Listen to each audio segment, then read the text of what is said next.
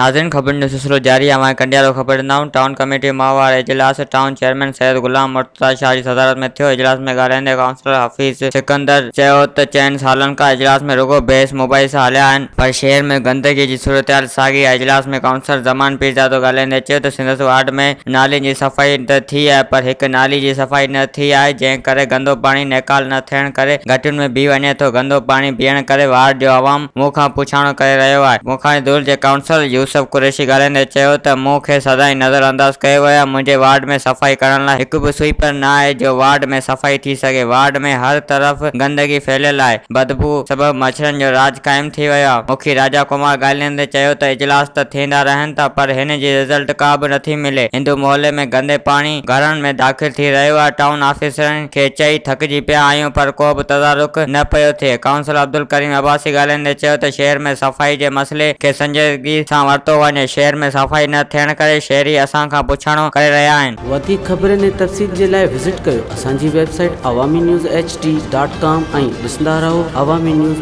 HD।